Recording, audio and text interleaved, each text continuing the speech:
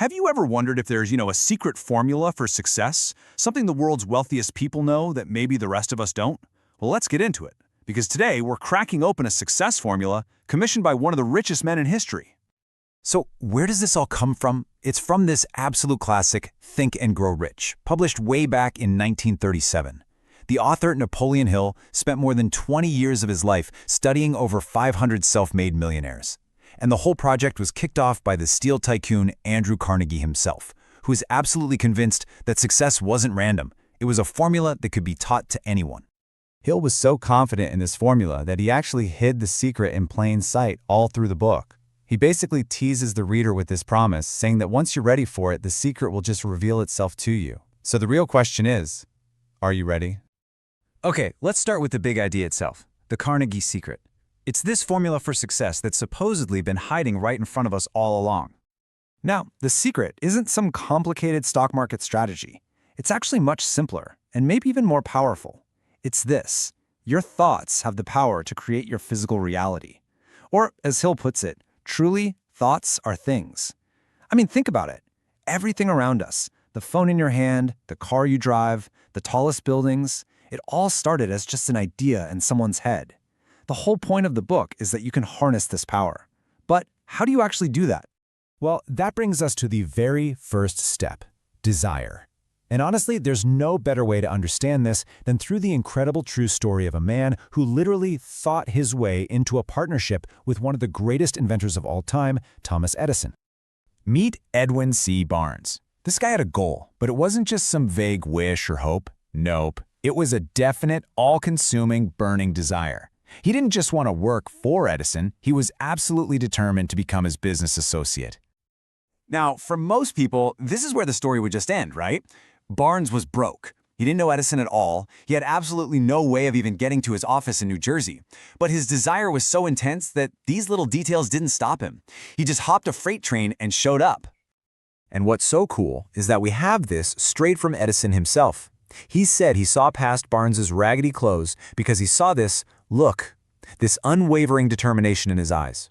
Edison gave him a chance because he saw a man who had already decided he was going to succeed, a man who had burned every bridge behind him. And this is the key part of the story. Barnes took a low-level job, sweeping floors or something, but his inner reality never changed. For years, while everyone else saw him as just another guy in the office, in his own mind, he was already Edison's partner. He was just waiting for his moment. And that moment came, and he made millions selling an Edison invention that literally no one else believed in. So, Hill basically boils down what Barnes did into this practical, 6-step plan to turn any desire into reality. First, be specific. Know the exact amount. 2, figure out what you'll give in return. 3, set a deadline. 4, make a plan and start immediately. 5, write it all down. And 6, read that statement out loud every single morning and every single night. See, this isn't just wishing. This is literally programming your subconscious mind for success. But look, a desire and a plan, they aren't enough by themselves. They need fuel. And that brings us to the next absolutely critical ingredients, having faith in your plan and the unshakable persistence to see it through no matter what happens. Hill tells another unforgettable story to drive this point home. It's the parable of 3 feet from gold. So, during the gold rush, a guy named R.U. Darby and his uncle struck gold.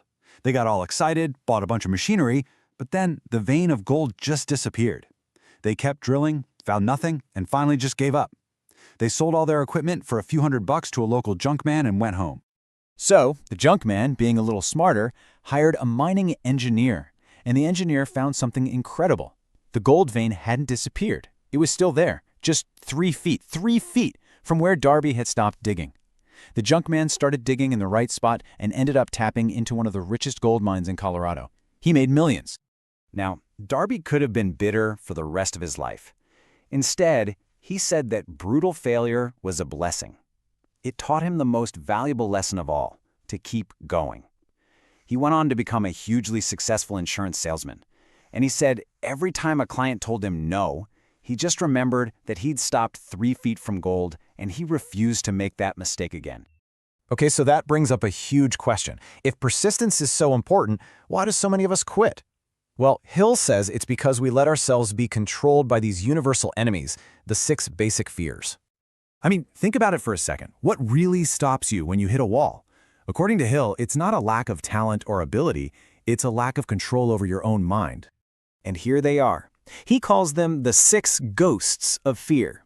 The fear of poverty, the fear of what other people will think of you, the fear of getting sick, the fear of losing love, the fear of getting old, and of course, the fear of death.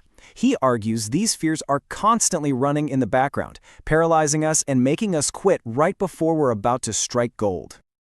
So here's the bottom line. Your mind basically has a default setting.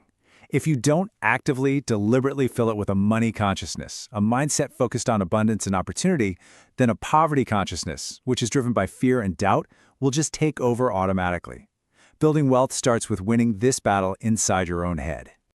And that all leads us to the final and most empowering idea in this whole philosophy, the ultimate secret.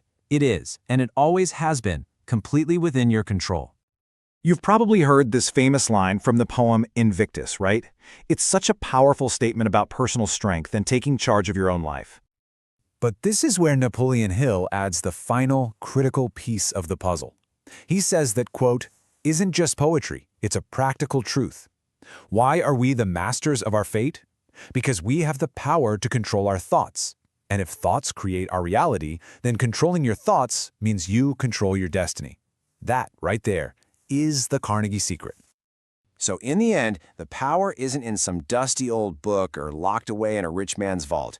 It's right there, between your ears. The only question left is, what are you going to do with it?